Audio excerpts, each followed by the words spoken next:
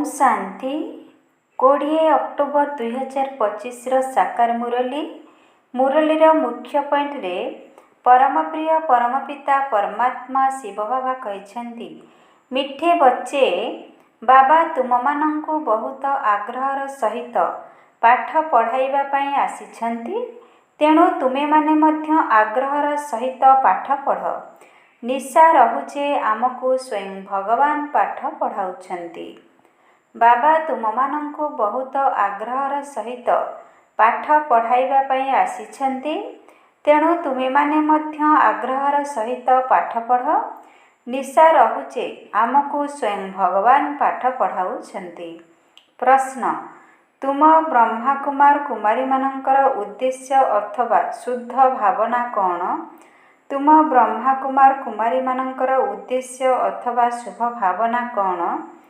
उत्तर तुम मानंकर उद्देश्य हेउछि कल्प अर्थात 5000 वर्ष पूर्व भली पुनर्बार श्रीमद आधार रे विश्व रे सुख एवं शांतिर राज्य स्थापन करिबा। तुमर शुद्ध भावना रहिछि जे श्रीमद आधार रे आमे सारा विश्वर सद्गति करिबु। तुमे माने निशार सहित कहूछ जे आमे ही समस्तଙ୍କୁ सद्गति देबु। तुमको बाबांक ठारू शांतिर पुरस्कार मिलुछि। नरकवासी स्वर्गवासी हेबा ही पुरस्कार नेबा। ओम शांति विद्यार्थी माने पाठ पढ़िबा समय रे बहुत खुशीर सहित पढ़ी थांती। शिक्षक माने मध्य बहुत खुशी एवं रुचिर सहित पाठ पढ़ाई थांती। रुहानी संतान माने एक कथा जानी छंती जे बेहदर पिता जी कि शिक्षक मध्य अटंती आमको बहुत रुचिर सहित पाठ पढ़ाउछंती। हद्र पाठ पढ़ारे तो बापा अलगा होई थांती, शिक्षक अलगा रही थांती जे कि पाठ पढ़ाई थांती। कहा कहार पिता मध्य शिक्षक होई थांती जे कि बहुत रुचिर सहित पाठ पढ़ाई थांती। काहेकिना रक्त संपर्क रही थाए ना, तेणु निजर भाभी बहुत रुचिर सहित पढ़ाई थांती। तेबे एही बाबा मध्य तुम मानंको केते रुचिर सहित पाठ पढ़ाउथिबे, तेणु पिलामानंको मध्य केते रुचिर सहित पढ़िबा दरकार। बाबा सीधा सड़क पाठ पढ़ाउछंती एवं से थरे मात्र आसी पढ़ाउछंती, तेणु पिलामानंकर बहुत रुचि रहिबा आवश्यक। भगवान बाबा आमको पाठ पढ़ाउछंती एवं प्रत्येक कथा भल भाबरे बुझाउछंती। केतेक संतान मानंकर पढ़ु पढ़ु विचार आसी थाए जे ए सबु कौन? ड्रामा रे एही आवागमनर चक्र रहिछि, किंतु एही नाटक काहेकि रचना करा जाइछि? एहा द्वारा फायदा कौन? बास एही परि सबु बेले चक्र लगाउथिबु, एथिरु मुक्त होई गले भल। जेबे देखुछंती एही परि तो 84 जन्मर चक्र लगाइबाकु हेबो, तेणु एभली ख्याल आसी थाए। भगवान एपरी खेल काहेकि रचना कले जहा द्वारा आवागमन चक्ररु मुक्त होई परिबु नाही? एहा ठारू तो भल मुख्य मिल जाऊ। एही भली ख्याल अनेक संतान मानंकर आसुछि। एही आवागमन चक्ररु सुख दुखरु मुक्त होई जाऊ। बाबा कहउछन्ती एहा केबे हेले होई परिबो नाही। मोक्ष पाइबा पई चेष्टा करिबा ही व्यर्थ। बाबा बुझाउछन्ती गोटिए हेले भी आत्मा पाठ रु मुक्त होई परिबो नाही। आत्मा रे अविनाशी पाठ भरी रहिछि, ताहा हेउछि ही अनादि अविनाशी बिल्कुल अविकल अभिनेता अटंती। केही जणे कम बेसी होई परिबे नाही। तुम मानंक पाखरे समस्त ज्ञान रहिछि। एही ड्रामार पाठ रु केही मुक्त होई परिबे नाही, नाहा केही मोक्ष पाई परिबे। सबु धवलंबी मानंकु कर्मानय रे आसीबाकु ही पड़िबो। बाबा बुझाउछन्ती एहा पूर्व प्रस्तुत अविनाशी ड्रामा अटे। तुमे मध्य कहूछ बाबा आमे जानि गलुणी किपरि 84 जन्मर चक्र लगाउछु। ए कथा मध्य बुझुछ। प्रथम करी जो माने आसुथिबे से माने 84 जन्म नेउथिबे। जो माने पछरे आसुछन्ती तांकर निश्चय जन्म कम होइथिबो। एठारे तो पुरुषार्थ करिबाकु हेबो। पुरुणा दुनियारू नुआ दुनिया निश्चय हेबो। बाबा प्रत्येक कथा को बारंबार बुझाउछन्ती काहेकि ना ନୂଆ ନୂଆ ସନ୍ତାନମାନେ ଆସୁଛନ୍ତି, ସେମାନଙ୍କୁ ପୂର୍ବର ପାଠ କିଏ ପଢ଼ାଇବ? ତେଣୁ ବାବା ନୂଆ ନୂଆମାନଙ୍କୁ ଦେଖି ପୁଣି ପୁରୁଣା ପଏଣ୍ଟସକୁ ରିପିଟ୍ କରୁଛନ୍ତି। ତୁମମାନଙ୍କ ବୁଦ୍ଧିରେ ଏବେ ସମସ୍ତ ଜ୍ଞାନ ରହିଛି। ଜାଣିଛ ଆରମ୍ଭରୁ ଆମେ କିପରି ପାଠ କରି ଆସିଛୁ। ତୁମେ ଯଥାର୍ଥ ରୂପେ ଜାଣିଛ ଯେ ଆତ୍ମାମାନେ କିପରି କ୍ରମାନ୍ୱୟରେ ଆସୁଛନ୍ତି, କେତେ ଜନ୍ମ ନେଉଛନ୍ତି। ଏହି ସମୟରେ ହିଁ ବାବା ଆସି ଜ୍ଞାନର କଥା ଶୁଣାଉଛନ୍ତି। ସତ୍ୟ ଯୁଗରେ ତ ପ୍ରାରବ୍ଧ ହିଁ ରହିଛି। ଏ କଥା ଏହି ସମୟରେ ହିଁ ମୁଁ ତୁମମାନଙ୍କୁ ବୁଝାଉଛି। ଗୀତାର ମଧ୍ୟ ଆରମ୍ଭ ଏବଂ ଶେଷରେ ଏହି କଥା ଆସୁଛି। ମନ୍ମନା ଭବ। ପଦ ପାଇବା ପାଇଁ ପାଠ ପଢ଼ାଯାଉଛି। ତୁମେ ରାଜା ହେବା ପାଇଁ ଏବେ ପୁରୁଷାର୍ଥ କରୁଛ। ଅନ୍ୟ ଧର୍ମାବଲମ୍ବୀମାନଙ୍କ ସମ୍ବନ୍ଧରେ ତ ବୁଝାଯାଇଛି କି ସେମାନେ କ୍ରମାନ୍ୱୟରେ ଆସୁଛନ୍ତି। ଧର୍ମ ସ୍ଥାପକଙ୍କ ପଛରେ ସମସ୍ତଙ୍କୁ ଆସିବାକୁ ପଡ଼ୁଛି। ରାଜତ୍ୱର କଥା ନୁହେଁ। ଏକମାତ୍ର ଗୀତା ଶାସ୍ତ୍ରର ହିଁ ବହୁତ ମହିମା ରହିଛି। ଭାରତରେ ହିଁ ବାବା ଆସି ଜ୍ଞାନ ଶୁଣାଇ ସମସ୍ତଙ୍କର ସଦ୍ଗତି କରୁଛନ୍ତି। ସେହି ଧର୍ମସ୍ଥାପକମାନେ ଏଠାକୁ ଆସି ପୁଣି ଯେବେ ମୃତ୍ୟୁବରଣ କରୁଛନ୍ତି, ତାଙ୍କ ପାଇଁ ବଡ଼ ବଡ଼ ତୀର୍ଥସ୍ଥାନ କରି ଦେଉଛନ୍ତି। ବାସ୍ତବରେ ଭାରତ ହିଁ ହେଉଛି ସମସ୍ତଙ୍କର ତୀର୍ଥ, ଯେଉଁଠାକୁ ବେହଦର ବାବା ଆସୁଛନ୍ତି। ବାବା ଭାରତକୁ ହିଁ ଆସି ସମସ୍ତଙ୍କର ସଦ୍ଗତି କରୁଛନ୍ତି। ବାବା କହୁଛନ୍ତି, ମୋତେ ମୁକ୍ତିଦାତା ଗାଇଡ୍ ବୋଲି କହୁଛ ନା? ମୁଁ ତୁମକୁ ଏହି ପୁରୁଣା ଦୁନିଆ ଦୁଃଖର ଦୁନିଆରୁ ମୁକ୍ତ କରି ଶାନ୍ତିଧାମ ସୁଖଧାମକୁ ନେଇଯାଉଛି। ପିଲାମାନେ ଜାଣିଛନ୍ତି ଯେ ବାବା ଆମକୁ ଶାନ୍ତିଧାମ ସୁଖଧାମକୁ ନେଇଯିବେ। ବାକି ସମସ୍ତେ ଶାନ୍ତିଧାମକୁ ଚାଲିଯିବେ। ଦୁଃଖରୁ ବାବା ଆସି ମୁକ୍ତ କରୁଛନ୍ତି। ତାଙ୍କର ଜନ୍ମ ମରଣ ତ ନାହିଁ। ବାବା ଆସିଛନ୍ତି ପୁଣି ଚାଲିଯିବେ। ତେବେ ତାଙ୍କ ପାଇଁ କ'ଣ ମରିଗଲେ ବୋଲି କୁହାଯିବ କି? ଯେପରି ଶିବାନନ୍ଦଙ୍କ ପାଇଁ କହୁଛନ୍ତି, ଶରୀର ଛାଡ଼ିଦେଲେ ପୁଣି କ୍ରିୟାକର୍ମ କରିଥାନ୍ତି। ଏହି ବାବା ଚାଲିଗଲେ ତ ଏହାଙ୍କର କ୍ରିୟାକର୍ମ ଉତ୍ସବ ଆଦି କିଛି ହେଲେ କରିବାକୁ ପଡ଼ୁନାହିଁ। ତାଙ୍କର ତ ଆସିବାର ସମୟ ମଧ୍ୟ ଜଣାପଡ଼େ ନାହିଁ। କ୍ରିୟାକର୍ମ ଆଦିର ତ କୌଣସି କଥା ହିଁ ନାହିଁ। ଅନ୍ୟ ସବୁ ମନୁଷ୍ୟମାନଙ୍କର କ୍ରିୟାକର୍ମ କରିଥାନ୍ତି। ବାବାଙ୍କର କ୍ରିୟାକର୍ମ ହେଉନାହିଁ, କାରଣ ତାଙ୍କର ଶରୀର ହିଁ ନାହିଁ। ସତ୍ୟ ଯୁଗରେ ଏହି ଜ୍ଞାନ କିମ୍ବା ଭକ୍ତିର କୌଣସି କଥା ରହିବ ନାହିଁ। ଏହା ଏବେ ହିଁ ଚାଲୁଛି। ଆଉ ସମସ୍ତେ ଭକ୍ତି ହିଁ ଶିଖାଉଛନ୍ତି। ଅଧାକଳ୍ପ ଭକ୍ତି, ପୁଣି ଅଧାକଳ୍ପ ପରେ ବାବା ଆସି ଜ୍ଞାନର ବର୍ଷା ଦେଉଛନ୍ତି। ଜ୍ଞାନ କେବେ ହେଲେ ସେଠାକୁ ସାଥିରେ ଯିବ ନାହିଁ। ସେଠାରେ ବାବାଙ୍କୁ ସ୍ମରଣ କରିବାର ଆବଶ୍ୟକତା ହିଁ ନାହିଁ। ସେଠାରେ ସମସ୍ତେ ମୁକ୍ତିରେ ରହିଥାନ୍ତି। ସେଠାରେ କ'ଣ ବାବାଙ୍କୁ ସ୍ମରଣ କରିବାକୁ ପଡ଼ିବ କି? ଦୁଃଖର ନିବେଦନ ସେଠାରେ କରାଯାଏ ନାହିଁ। ଭକ୍ତି ମଧ୍ୟ ପ୍ରଥମେ ଅବିବେଚାରୀ ପୁଣି ବ୍ୟଭିଚାରୀ ହୋଇଥାଏ। ଏହି ସମୟରେ ତ ଅତି ବ୍ୟଭିଚାରୀ ଭକ୍ତି ହେଉଛି। ଏହାକୁ ରୌରବ ନର୍କ କୁହାଯାଉଛି।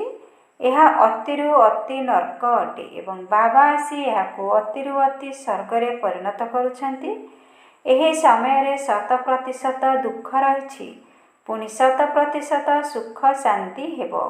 ଆତ୍ମା ଯାଇ ନିଜ ଘରେ ବିଶ୍ରାମ ନେବ। ବୁଝାଇବା ତ ବହୁତ ସହଜ। ବାବା କହୁଛନ୍ତି, ମୁଁ ସେତେବେଳେ ଆସେ ଯେତେବେଳେ ନୂଆ ଦୁନିଆର ସ୍ଥାପନା କରି ପୁରୁଣା ଦୁନିଆକୁ ବିନାଶ କରିବାକୁ ପଡ଼େ। ତେବେ ଏତେ ବଡ଼ କାର୍ଯ୍ୟ କେବଳ ଜଣେ ହିଁ କରିବ ନାହିଁ, ବହୁତ ସେବାଧାରୀ ଆବଶ୍ୟକ। ଏହି ସମୟରେ ତୁମେ ବାବାଙ୍କର ସେବାଧାରୀ ସନ୍ତାନ ହେଉଛ। ଖାସ୍ ଭାରତର ସଚ୍ଚା ସେବା କରୁଛ। ସତ୍ୟ ବାବା ସତ୍ୟ ସେବା ଶିଖାଉଛନ୍ତି। ନିଜର ତଥା ଭାରତର ଏବଂ ବିଶ୍ୱର ମଧ୍ୟ କଲ୍ୟାଣ କରୁଛ। ତେଣୁ କେତେ ରୁଚିର ସହିତ କରିବା ଦରକାର। ବାବା କେତେ ରୁଚିର ସହିତ ସମସ୍ତଙ୍କର ସଦ୍ଗତି କରୁଛନ୍ତି। ଏବେ ମଧ୍ୟ ସମସ୍ତଙ୍କର ସଦ୍ଗତି ନିଶ୍ଚୟ ହେବ। ଏହା ହେଉଛି ଶୁଦ୍ଧ ଅହଙ୍କାର, ଶୁଦ୍ଧ ଭାବନା। ତୁମେ ସତ୍ୟ ସତ୍ୟ ସେବା କରୁଛ, କିନ୍ତୁ ଏହା ଗୁପ୍ତ। ଆତ୍ମା ଶରୀର ଦ୍ୱାରା କରୁଛି। ତୁମକୁ ବହୁତ ପଚାରୁଛନ୍ତି, ବିକେଙ୍କର ଉଦ୍ଦେଶ୍ୟ କ'ଣ? କୁହ। ବିକେଙ୍କର ଉଦ୍ଦେଶ୍ୟ ହେଉଛି ବିଶ୍ୱରେ ସତ୍ୟଯୁଗୀ ସୁଖ ଶାନ୍ତିର ସ୍ୱରାଜ୍ୟ ସ୍ଥାପନ କରିବା। ଆମେ ପ୍ରତି 5000 ବର୍ଷ ପରେ ଶ୍ରୀମଦ୍ ଆଧାରରେ ବିଶ୍ୱରେ ଶାନ୍ତି ସ୍ଥାପନ କରି ବିଶ୍ୱ ଶାନ୍ତିର ପୁରସ୍କାର ନେଉଛୁ। ଯଥା ରାଜାରାଣୀ ତଥା ପ୍ରଜା ସମସ୍ତେ ପୁରସ୍କାର ନେଉଛୁ। ନର୍କବାସୀରୁ ସ୍ୱର୍ଗବାସୀ ହେବା କ'ଣ କମ୍ ପୁରସ୍କାର କି? ସେମାନେ ଶାନ୍ତିର ପୁରସ୍କାର ନେଇ ଖୁସି ହେଉଛନ୍ତି, କିନ୍ତୁ ତାଙ୍କୁ କିଛି ହେଲେ ମିଳୁନାହିଁ। ବିଶ୍ୱର ବାଦଶାହୀର ସତ୍ୟ ପୁରସ୍କାର ତ ଏବେ ଆମେ ବାବାଙ୍କଠାରୁ ନେଉଛୁ। କହୁଛନ୍ତି ନା, ଭାରତ ଆମର ଶ୍ରେଷ୍ଠ ଦେଶ ଅଟେ। କେତେ ମହିମା କରୁଛନ୍ତି। ସମସ୍ତେ ଭାବୁଛନ୍ତି ଯେ ଆମେ ଭାରତର ମାଲିକ ଅଟୁ, କିନ୍ତୁ ମାଲିକ କେଉଁଠି ହେଉଛନ୍ତି? ବର୍ତ୍ତମାନ ତୁମେ ସନ୍ତାନମାନେ ବାବାଙ୍କର ଶ୍ରୀମତ ଦ୍ୱାରା ରାଜ୍ୟ ସ୍ଥାପନ କରୁଛ। ତୁମ ପାଖରେ କୌଣସି ଅସ୍ତ୍ରଶସ୍ତ୍ର ତ ନାହିଁ। ତୁମେମାନେ ଦୈବୀ ଗୁଣ ଧାରଣ କରୁଛ, ତେଣୁ ତୁମର ହିଁ ଗାୟନ ପୂଜନ ହେଉଛି। ଆମ୍ବାଙ୍କର ଦେଖ କେତେ ପୂଜା ହେଉଛି, କିନ୍ତୁ ଆମ୍ବା କିଏ? ସେ ବ୍ରାହ୍ମଣ ନା ଦେବତା? ଏ କଥା ମଧ୍ୟ ଜଣା ନାହିଁ। ଆମ୍ବା, କାଳୀ, ଦୁର୍ଗା, ସରସ୍ୱତୀ ଆଦି ଏହିପରି ବହୁତ ନାମ ରହିଛି। ଏଠାରେ ମଧ୍ୟ ତଳେ ଆମ୍ବାଙ୍କର ଛୋଟ ମନ୍ଦିର ରହିଛି। ଆମ୍ବାଙ୍କୁ ବହୁତ ପୂଜା ଦେଇଛନ୍ତି। ଏହିପରି ତ ନୁହେଁ। ଏହାକୁ ଅନ୍ଧବିଶ୍ୱାସ ବୋଲି କୁହାଯାଉଛି। ଯୀଶୁଖ୍ରୀଷ୍ଟ, ବୁଦ୍ଧଦେବ ଆଦି ନିଜ ନିଜର ଧର୍ମ ସ୍ଥାପନ କରୁଛନ୍ତି। ଧର୍ମ ସ୍ଥାପନର ତିଥି ତାରିଖ ସବୁ ବତାଉଛନ୍ତି। ସେଠାରେ ଅନ୍ଧଶ୍ରଦ୍ଧାର ତ କୌଣସି କଥା ହିଁ ନାହିଁ। ଏଠାରେ ଭାରତବାସୀମାନଙ୍କୁ କିଛି ହେଲେ ଜଣା ନାହିଁ। ଆମର ଧର୍ମ କେବେ ଏବଂ କିଏ ସ୍ଥାପନ କରିଥିଲେ, ସେଥିପାଇଁ ଅନ୍ଧଶ୍ରଦ୍ଧା କୁହାଯାଉଛି। ଏବେ ତୁମେ ହେଲ ପୂଜାରୀ, ପୁଣି ପୂଜ୍ୟ ହେବାକୁ ଯାଉଛ। ତୁମ ଆତ୍ମା ସହିତ ଶରୀର ମଧ୍ୟ ପୂଜ୍ୟ ହେଉଛି। ତୁମ ଆତ୍ମାର ମଧ୍ୟ ପୂଜା ହେଉଛି, ପୁଣି ଦେବତା ହୋଇଗଲେ ମଧ୍ୟ ପୂଜା ହେବ। ବାବା ତ ହେଉଛନ୍ତି ନିରାକାର। ସେ ସର୍ବଦା ପୂଜ୍ୟ ଅଟନ୍ତି। ସେ କେବେ ହେଲେ ପୂଜାରୀ ହେଉନାହାନ୍ତି। ତୁମ ପାଇଁ କୁହାଯାଉଛି ନିଜେ ହିଁ ପୂଜ୍ୟ, ନିଜେ ହିଁ ପୂଜାରୀ। ବାବା ତ ସଦା ପୂଜ୍ୟ ଅଟନ୍ତି। ଏଠାକୁ ଆସି ବାବା ସଚ୍ଚା ସେବା କରୁଛନ୍ତି। ସମସ୍ତଙ୍କୁ ସଦ୍ଗତି ଦେଉଛନ୍ତି। ବାବା କହୁଛନ୍ତି, ଏବେ ମୋତେ ମନେ ପକାଅ, ଅନ୍ୟ କୌଣସି ଦେହଧାରୀଙ୍କୁ ମନେ ପକାଅ ନାହିଁ। ଦୁନିଆରେ ତ ବଡ଼ ବଡ଼ ଲକ୍ଷପତି, କୋଟିପତି ଯାଇ ଆଲ୍ଲାହ ଆଲ୍ଲାହ କହୁଛନ୍ତି। କେତେ ଅନ୍ଧଶ୍ରଦ୍ଧା ରହିଛି। ବାବା ତୁମକୁ ହମ୍ସ ଅର୍ଥ ମଧ୍ୟ ବୁଝାଉଛନ୍ତି। ସେମାନେ ତ କହିଦେଉଛନ୍ତି ଶିବୋହମ୍ ଆତ୍ମା ସୁ ପରମାତ୍ମା। ଏବେ ବାବା ସଠିକ୍ କରି ବତାଉଛନ୍ତି। ଏବେ ବିଚାର କର, ଭକ୍ତି ମାର୍ଗରେ ଠିକ୍ ଶୁଣିଥିଲ ନା ମୁଁ ଠିକ୍ କହୁଛି? ହମ୍ସ ଅର୍ଥ ବହୁତ ଲମ୍ବା ଚଉଡ଼ା ଅଟେ। ଆମେ ହିଁ ବ୍ରାହ୍ମଣ, ଦେବତା, କ୍ଷତ୍ରିୟ ହେଉଛୁ। ଏବେ ହମ୍ସ ଅର୍ଥ କେଉଁଠି ଠିକ୍? ମୁଁ ଆତ୍ମା ଚକ୍ରରେ ଏହିଭଳି ଆସୁଛି। ବିରାଟ ରୂପର ଚିତ୍ର ମଧ୍ୟ ରହିଛି। ଏଥିରେ ବ୍ରାହ୍ମଣ ଚୁଟି ଏବଂ ବାବାଙ୍କୁ ଦେଖାଇ ନାହାନ୍ତି। ଦେବତାମାନେ କେଉଁଠୁ ଆସିଲେ? ସେମାନେ କେଉଁଠାରୁ ସୃଷ୍ଟି ହେଲେ?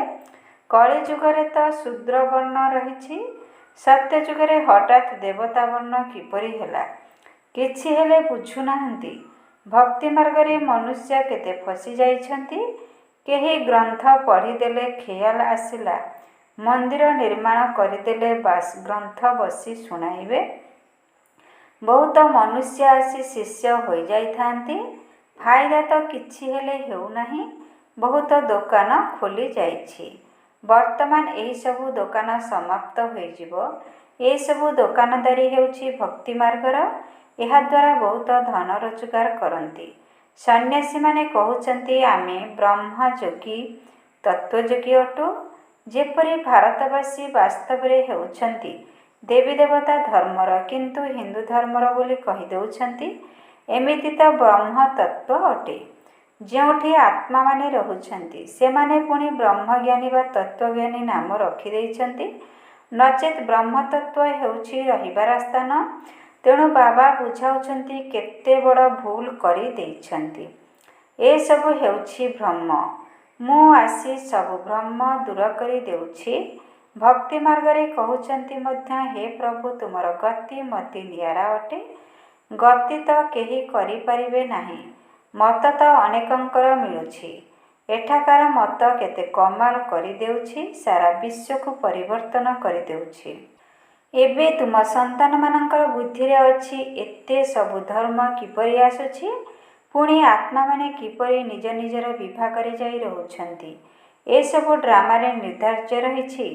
ଏ କଥା ମଧ୍ୟ ପିଲାମାନେ ଜାଣିଛନ୍ତି। ଏକମାତ୍ର ବାବା ହିଁ ଦିବ୍ୟ ଦୃଷ୍ଟିଦାତା ଅଟନ୍ତି। ବାବାଙ୍କୁ କହିଲେ, ଏହି ଦିବ୍ୟ ଦୃଷ୍ଟିର ଚାବି ମୋତେ ଦେଇଦିଅ, ତେବେ ମୁଁ କାହାକୁ ସାକ୍ଷାତକାର କରାଇଦେବି। ବାବା କହିଲେ, ନା, ଏହି ଚାବି କାହାକୁ ମିଳିପାରିବ ନାହିଁ। ଏହା ବଦଳରେ ତୁମକୁ ପୁଣି ବିଶ୍ୱର ବାଦଶାହୀ ଦେଉଛି। ମୁଁ ନେଉନାହିଁ। ମୋର ପାଠ ହିଁ ହେଉଛି ସାକ୍ଷାତକାର କରାଇବା।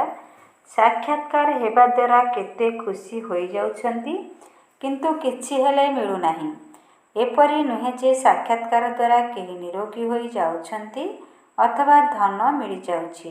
ନା, ମୀରାଙ୍କୁ ସାକ୍ଷାତକାର ହେଲା, କିନ୍ତୁ ମୁକ୍ତି କ'ଣ ପାଇଲେ? ମନୁଷ୍ୟ ଭାବୁଛନ୍ତି ସେ ବୈକୁଣ୍ଠରେ ହିଁ ରହୁଥିଲେ, କିନ୍ତୁ ବୈକୁଣ୍ଠ କୃଷ୍ଣପୁରୀ କେଉଁଠି ଅଛି? ଏସବୁ ହେଉଛି ସାକ୍ଷାତକାର। ବାବା ବସି ସବୁ କଥା ବୁଝାଉଛନ୍ତି। ବ୍ରହ୍ମାକୁ ମଧ୍ୟ ପ୍ରଥମେ ପ୍ରଥମେ ବିଷ୍ଣୁଙ୍କର ସାକ୍ଷାତକାର ହେବାରୁ ବହୁତ ଖୁସି ହୋଇଗଲେ। ସେ ବି ଯେବେ ଦେଖିଲେ ଯେ ମୁଁ ମହାରାଜ ହେଉଛି, ବିନାଶ ମଧ୍ୟ ଦେଖିଲେ, ପୁଣି ରାଜତ୍ୱ ମଧ୍ୟ ଦେଖିଲେ, ତେଣୁ ନିଶ୍ଚୟ ହୋଇଗଲା, ଓହୋ, ମୁଁ ତ ବିଶ୍ୱର ମାଲିକ ହେଉଛି। ବାବାଙ୍କର ପ୍ରବେଶତା ହୋଇଗଲା। ବାସ୍, ବାବା, ଏସବୁ ଆପଣ ନେଇଯାଆନ୍ତୁ। ମୋର ତ ବିଶ୍ୱର ବାଦଶାହୀ ଆବଶ୍ୟକ। ତୁମେ ମଧ୍ୟ ଏହି ସୌଦା କରିବାକୁ ଆସିଛ ନା? ଯିଏ ଜ୍ଞାନ ଧାରଣ କରୁଛନ୍ତି ତାଙ୍କଠାରୁ ପୁଣି ଭକ୍ତି ଦୂର ହୋଇଯାଉଛି। ଆଚ୍ଛା, ମିଠା ମିଠା ଶିକଲେଦେ ସନ୍ତାନମାନଙ୍କ ପ୍ରତି ମାତାପିତା ବାବଦାଦାଙ୍କର ମଧୁର ସ୍ନେହସମ୍ପନ୍ନ ଶୁଭେଚ୍ଛା ଏବଂ ସୁପ୍ରଭାତ। ଆତ୍ମିକ ପିତାଙ୍କର ଆତ୍ମିକ ସନ୍ତାନମାନଙ୍କୁ ନମସ୍ତେ। ଆତ୍ମିକ ସନ୍ତାନମାନଙ୍କର ଆତ୍ମିକ ପିତାଙ୍କୁ ନମସ୍ତେ, ନମସ୍ତେ, ନମସ୍ତେ। ଓಂ ଶାନ୍ତି। ମେରା ବାବା, ପ୍ୟାରା ବାବା, ମିଠା ବାବା, ଶୁକ୍ରିୟା ବାବା, ଓಂ ଶାନ୍ତି। ଧାରଣା ପାଇଁ ମୁଖ୍ୟସାର। 1ରେ, ଦୈବୀ ଗୁଣକୁ ଧାରଣ କରି ଶ୍ରୀମଦ୍ ଆଧାରରେ ଭାରତର ପ୍ରକୃତ ସେବା କରିବାକୁ ହେବ। ନିଜର, ଭାରତର ତଥା ସାରା ବିଶ୍ୱର କଲ୍ୟାଣ ବହୁତ ବହୁତ ଆଗ୍ରହର ସହିତ କରିବାକୁ ହେବ। ଦୈବୀ ଗୁଣକୁ ଧାରଣ କରି ଶ୍ରୀମଦ୍ ଆଧାରରେ ଭାରତର ପ୍ରକୃତ ସେବା କରିବାକୁ ହେବ। ନିଜର, ଭାରତର ତଥା ସାରା ବିଶ୍ୱର କଲ୍ୟାଣ ବହୁତ ବହୁତ ଆଗ୍ରହର ସହିତ କରିବାକୁ ହେବ। ଡ୍ରାମାର ଅନାଦି ଅବିନାଶୀ ନିର୍ଦ୍ଧାର୍ଯ୍ୟକୁ ଯଥାର୍ଥ ଭାବରେ ବୁଝି କୌଣସି ପ୍ରକାରରେ ସମୟ ନଷ୍ଟ ହେଉଥିବା ପୁରୁଷାର୍ଥ କରିବାର ନାହିଁ, ବ୍ୟର୍ଥ ବିଚାର ମଧ୍ୟ କରିବାର ନାହିଁ। ଡ୍ରାମାର ଅନାଦି ଅବିନାଶୀ ନିର୍ଦ୍ଧାର୍ଯ୍ୟକୁ ଯଥାର୍ଥ ଭାବରେ ବୁଝି କୌଣସି ପ୍ରକାରରେ ସମୟ ନଷ୍ଟ ହେଉଥିବା ପୁରୁଷାର୍ଥ କରିବାର ନାହିଁ, ବ୍ୟର୍ଥ ବିଚାର ମଧ୍ୟ କରିବାର ନାହିଁ। ବରଦାନ। ଦୀପରାଜ ବାବାଙ୍କ ଦ୍ୱାରା ଅମର ଜ୍ୟୋତି ହେବାର ଅଭିନନ୍ଦନ ପ୍ରାପ୍ତ କରି ସଦା ଅମର ଭବ। ଦୀପରାଜ ବାବାଙ୍କ ଦ୍ୱାରା ଅମର ଜ୍ୟୋତି ହେବାର ଅଭିନନ୍ଦନ ପ୍ରାପ୍ତ କରି ସଦା ଅମର ଭବ। ଭକ୍ତମାନେ ତୁମ ଭଳି ଚୈତନ୍ୟ ଦୀପମାନଙ୍କର ସ୍ମାରକୀ ରୂପରେ ଜଳ ଦୀପଗୁଡ଼ିକୁ ଜଳାଇ ଦୀପାବଳି ପାଳନ କରୁଛନ୍ତି। ତୁମେ ସଦା ଜାଗ୍ରତ ଜ୍ୟୋତି ଚୈତନ୍ୟ ଦୀପମାନେ ବାଳକ ହୋଇ ଦୀପମାନଙ୍କର ମାଲିକ ଶିବବାବାଙ୍କ ସହିତ ମଙ୍ଗଳ ମିଳନ କରୁଛ। ବାପଦାଦା ତୁମମାନଙ୍କର ମସ୍ତକରେ ଜଳୁଥିବା ଦୀପକୁ ଦେଖୁଛନ୍ତି। ତୁମେ ଅବିନାଶୀ ଅମର ଜ୍ୟୋତି ସ୍ୱରୂପ ପିଲାମାନେ ଦୀପରାଜ ବାବାଙ୍କ ଦ୍ୱାରା ଅଭିନନ୍ଦନ ପ୍ରାପ୍ତ କରିବା ସହିତ ସଦା ଅମର ଭାବର ବରଦାନ ପ୍ରାପ୍ତ କରୁଛ। ତେଣୁ ଏହି ଦୀପାବଳି ପର୍ବଟି ଦୀପରାଜ ବାବା ଏବଂ ଦୀପରାଣୀ ପିଲାମାନଙ୍କର ମିଳନରେ ହିଁ ସ୍ମାରକୀ ଅଟେ। ଓ ସ୍ଲୋଗାନ। ଆପ୍ और ବାପ ଅର୍ଥାତ୍ ବାବା ଏବଂ ତୁମେ ପିଲାମାନେ ଏଭଳି ଯୁଗଳ ହୋଇ ରୁହ ଯାହାକି କୌଣସି ତୃତୀୟ ପକ୍ଷ ତୁମକୁ ଅଲଗା କରିପାରିବ ନାହିଁ। ଆପ୍ और ବାପ ଅର୍ଥାତ୍ ବାବା ଏବଂ ତୁମେ ପିଲାମାନେ ଏଭଳି ଯୁଗଳ ହୋଇ ରୁହ ଯାହାକି କୌଣସି ତୃତୀୟ ପକ୍ଷ ତୁମକୁ ଅଲଗା କରିପାରିବ ନାହିଁ। ଓಂ ଶାନ୍ତି। ଆଜିର ଅବ୍ୟକ୍ତ ଇଶାରାରେ ବାବା କହିଛନ୍ତି, ନିଜ ପ୍ରତି ଏବଂ ସମସ୍ତଙ୍କ ପ୍ରତି ନିଜର ସଂକଳ୍ପ ଦ୍ୱାରା ଯୋଗର ଶକ୍ତିଗୁଡ଼ିକୁ ପ୍ରୟୋଗ କର। ବର୍ତ୍ତମାନ ସମୟ ଅନୁସାରେ ସର୍ବ ଆତ୍ମାମାନେ ପ୍ରତ୍ୟକ୍ଷ ଫଳ ଅର୍ଥାତ୍ ବାସ୍ତବିକ ପ୍ରମାଣ ଦେଖିବାକୁ ଚାହୁଁଛନ୍ତି। ତେଣୁ ପିଲାମାନେ ନିଜର ଶରୀର, ମନ, କର୍ମ ତଥା ସମ୍ବନ୍ଧ ସମ୍ପର୍କରେ ଶାନ୍ତିର ଶକ୍ତି ବା ଯୋଗ ଶକ୍ତିକୁ ପ୍ରୟୋଗ କରି ଦେଖ। ଶାନ୍ତିର ଶକ୍ତି ଦ୍ୱାରା ତୁମମାନଙ୍କର ସଂକଳ୍ପ ୱାୟାରଲେସ୍ ଠାରୁ ମଧ୍ୟ ତୀବ୍ର ଗତିରେ କୌଣସି ଆତ୍ମା ନିକଟରେ ପହଞ୍ଚି ପାରିବ। ଏହି ଶକ୍ତିର ବିଶେଷ ଯନ୍ତ୍ର ହେଲା ଶୁଭ ସଂକଳ୍ପ ଏବଂ ସଂକଳ୍ପ ରୂପୀ ଯନ୍ତ୍ର ଦ୍ୱାରା ଯାହା ଚାହିଁବ ତାହା ସିଦ୍ଧି ସ୍ୱରୂପରେ ଦେଖିପାରିବ। ଓମ୍ ଶାନ୍ତି, ଓମ୍ ଶାନ୍ତି, ଓମ୍ ଶାନ୍ତି।